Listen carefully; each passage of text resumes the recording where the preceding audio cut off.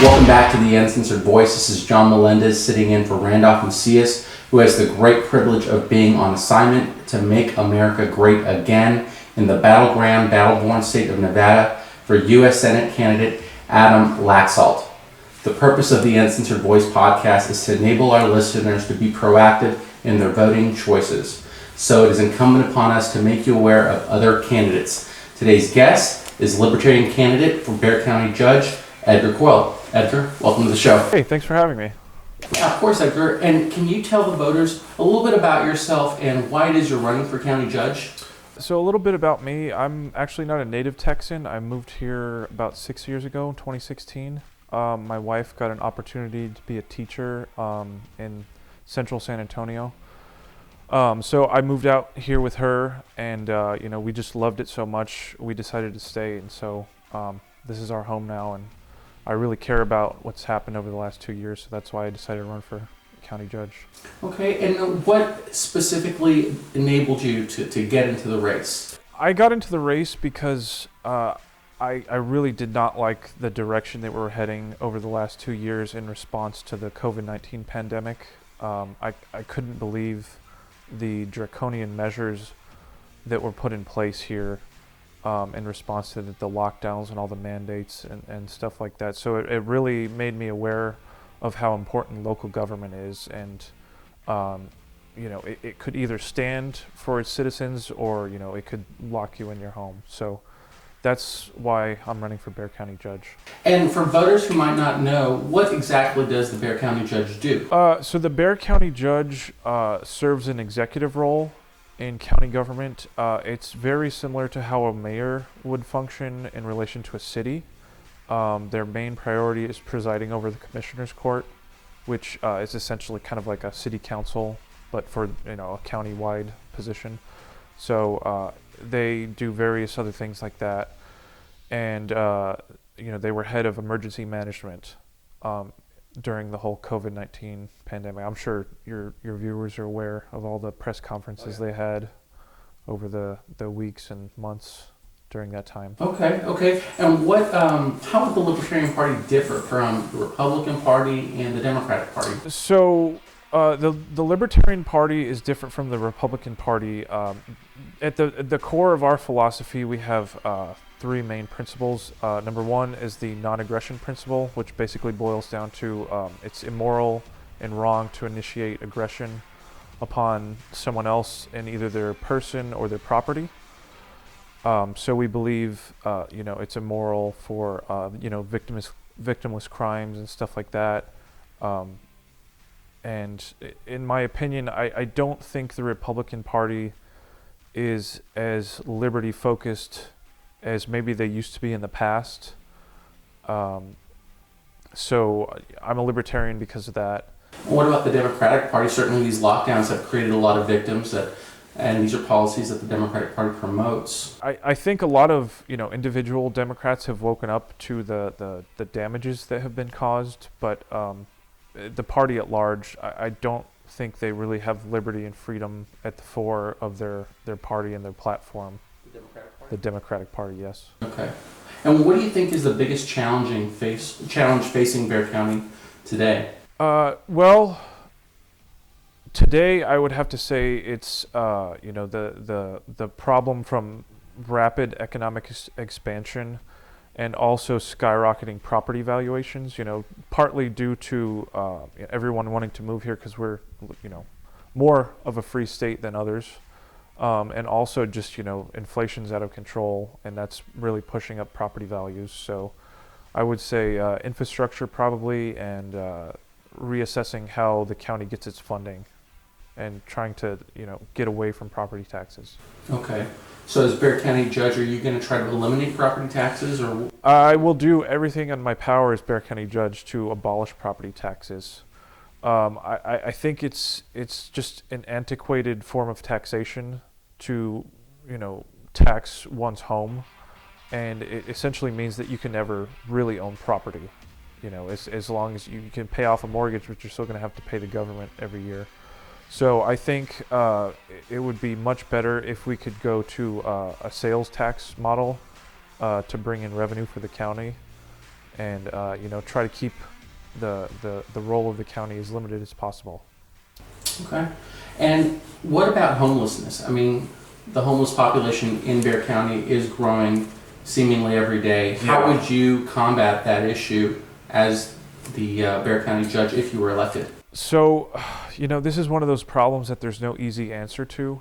I originally come from Albuquerque, New Mexico, and anyone who's been out there in the last decade knows the homelessness is out of control. I've never been to LA myself, but I heard it's very similar. So I think we need to go to the heart of the problem with homelessness, and I think that comes to how expensive housing is nowadays. It's unbelievable. The median rents are through the roof. And I think, abolishing property taxes will do a lot to drive down the price of homes. And then another thing that I think is an issue, obviously, with homeless is, drug problems. And one of my main, goals being Bexar County judge would be to end the drug war as much as possible within Bexar County. And, that will enable homeless shelters and stuff like that to start admitting people who may be, on drugs, but right now, since, they can't use, or, if they get drug tested, they can't be admitted and stuff like that. So I think we need to reassess those two policies, and that will really help homelessness out.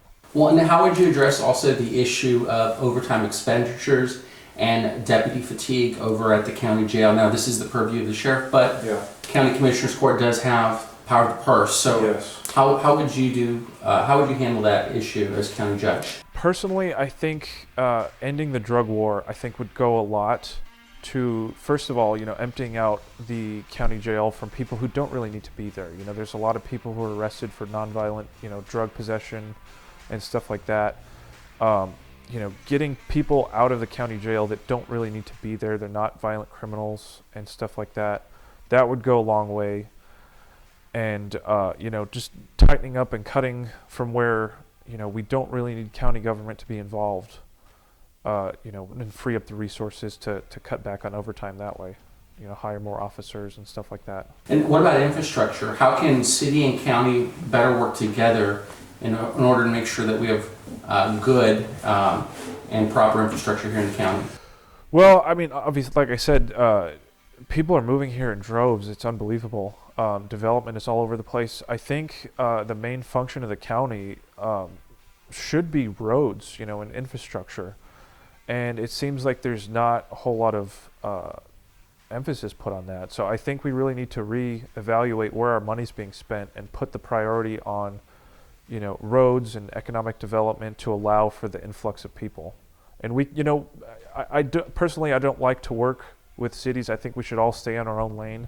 But, obviously San Antonio is the biggest part of the county. So, there's obviously going to have to be some cooperation as far as, interstates and stuff like that, expansion and getting the infrastructure that we need for the growth that's coming.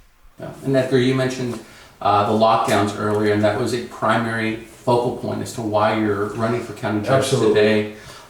We had Peter Sakai, the Democratic nominee for county judge, in a recent debate, praise the Biden administration for its handling of the COVID-19 crisis, and Peter Sakai even went as far as saying that he would institute new lockdowns upon the county if it was appropriate.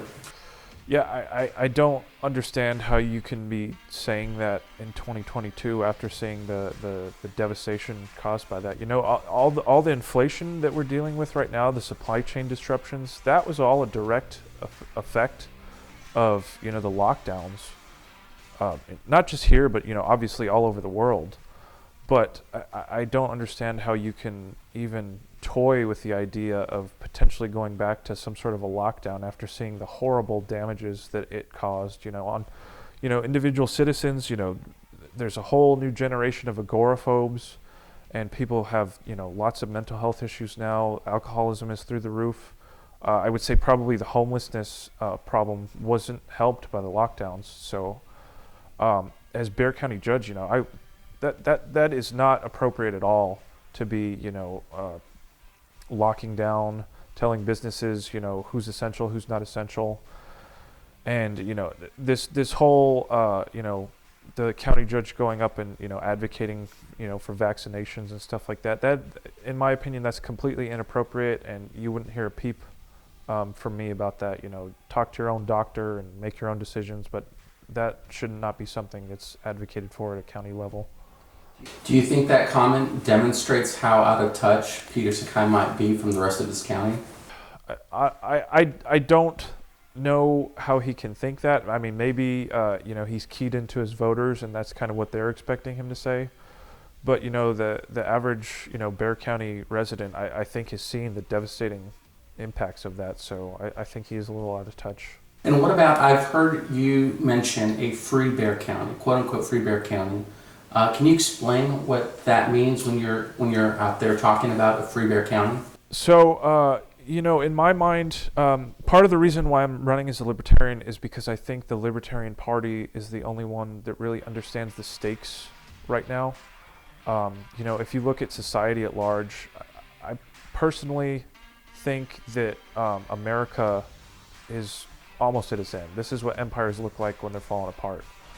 And the Libertarian Party and myself, I think that we need to start local and kind of rebuild from a grassroots level the kind of country that we would like to see, with an emphasis on freedom and liberty and the Declaration of Independence and the Bill of Rights. So as Bexar County judge, I would stand up for the freedoms and liberties of the people of Bexar County, and I wouldn't hand out mandates and lockdowns. And what is your vision on economic prosperity as it concerns Bexar County? I think just abolishing property taxes at a county level would do wonders to spur economic development. You've seen over the last 2 years people moving state to state, from the higher tax, higher mandated, lockdown states to the more free states like Texas.